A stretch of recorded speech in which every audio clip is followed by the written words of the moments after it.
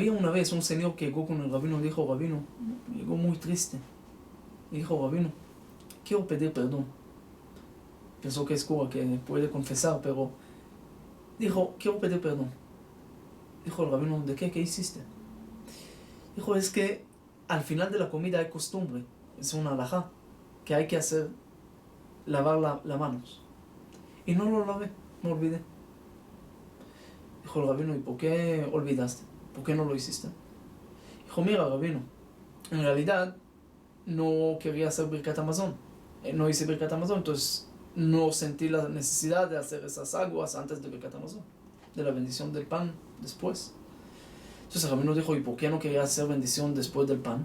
Dijo, porque no hice antes del pan, entonces no quería hacer después. Dijo, ¿y por qué no hiciste antes del pan?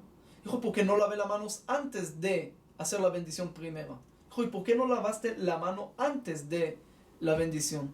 Dijo, porque el pan que comí no era kosher. Dijo, ¿y por qué comiste pan no kosher? Dijo, porque la comida no era kosher. Dijo, ¿y por qué la comida no era kosher? Dijo, porque era cerdo y no encontré cerdo kosher. Dijo el rabino, ¿y por qué comiste cerdo?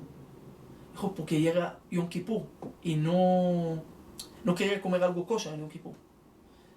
Dijo, ¿y por qué comiste en Yom Kippur?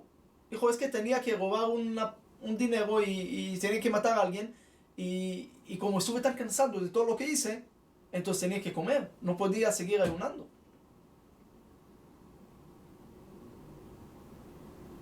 El rabino se quedó como yo, aquí, sin palabras.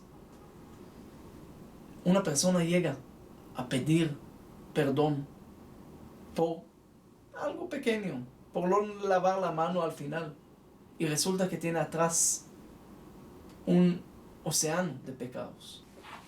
Ya pasamos Yud-Zayin Betamuz, el ayuno de 17 de Tamuz hace poco, y vamos con esas semanas hasta Tisha B'Av. Dice que en 17 de Tamuz pasaron 5 cosas principales. Primero, Moshe rompió las tablas de la ley. Era en ese momento cuando hicieron el pecado de idolatría, del becerro de oro. Las ofrendas del templo, en la época del primer templo, se suspendieron en este día. Ya no lo podían seguir haciendo los sacrificios. Después, en la época del segundo templo, las paredes de Jerusalén, las murallas, fueron traspasadas. Después, Apostomos, que era el general ahí, quemó un rollo de Torah. Y al final también pusieron una imagen de idolatría dentro del templo sagrado. 5 cosas que pasaron en este día. Tenemos que entender que nosotros no tenemos que llorar nada más por lo que ya pasó. Porque hace 2000 años pasó esto y destruyeron un edificio. Porque edificios hay mucho y pueden construir más. Aquí tenemos que entender que el templo hace alusión también a cada uno y uno de nosotros. A cada uno que tiene cuerpo es el templo de su alma. Y esas cosas pueden repetir hoy en día también. Y uno dice, pero ¿cómo puede ser 5 cosas tan graves? A veces pueden de una cosa pequeña llegar a bajar hasta una cosa muy grave. Dice, a veces hay gente que dicen, ¿y por qué Jajamim inventaron cosas? ¿Por qué inventan tantas cosas? Y en la realidad no inventan nada. Lo que Jajamim hicieron es protección a las leyes de la Torah. Y le voy a dar un ejemplo. Uno está en la calle y ve de repente un león. ¿Qué va a hacer? Si va a quedar vivo del susto, se va a escapar a su casa, hasta la última puerta, el último cuarto, bajo de la cama, va a cerrar todos los candados que puede, va a hacer todo lo posible para cerrar y para protegerse del león. Pero si va a haber una mosca, va a cerrar quizás la ventana nomás.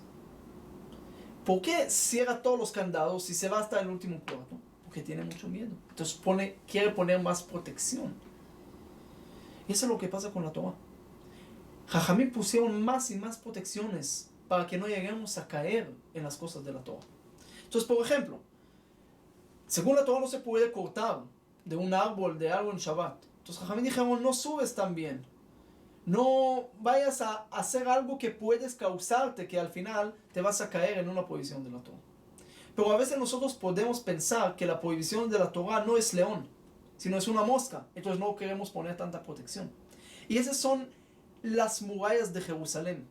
las protecciones que están afuera del templo, que son mucho más importantes para cuidar lo que hay adentro. Por eso es tan grave. Asara Betevet, el ayuno de Asara Betevet es el ayuno más grave. Dice que si fuera que saliera en Shabbat, no sale en Shabbat, pero tenían que ayunar en Shabbat. No como Tisha B'Av y Yudai Tamuz de este año, que lo pasamos para domingo. ¿Por qué? Porque es el principio, es atacar las protecciones. Cuando ya empezaste a atacar las protecciones, puedes pensar que nada más no lavaste la mano, pero ya puedes empezar a caer. Esos son los ejemplos de Moshe con las tablas. Cuando uno empieza a romper las tablas, empieza a romper sus cosas, de pronto no es tan grave como piensan, pero al final va a llegar hasta lo más grave, que es idolatría. Nadie nace asesino, así de un día al otro, sino es un proceso de mucho tiempo, de falta de educación, de falta de protecciones, de falta de frenos. No se puede arreglar los frenos cuando uno llega al abismo. Uno tiene que, antes de caer, revisar su carro y ver que los frenos están fuertes. Por eso esta parasha que vamos a leer esta semana habla de cumplir tus palabras, cumplir tus promesas, cuidar tus palabras. Dice que Dios puso para la lengua, es el único órgano que está acostado. Primero que descanse. Todo está en movimiento, pero la lengua puede más descansar. Y además de eso que descansa y está acostada, puso dientes y puso labios. Y a veces hay uno que tiene bigote. Más y más protecciones para que esa cosa no salga tan rápido para dañar a todo el mundo.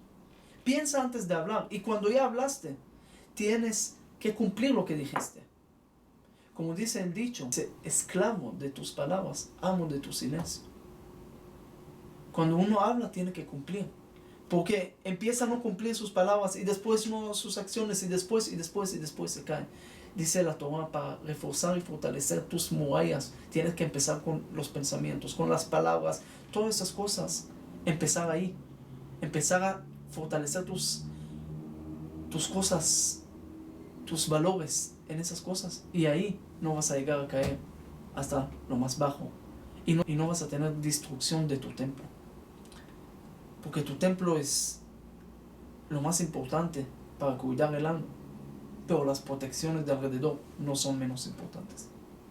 Que tengan su mucho.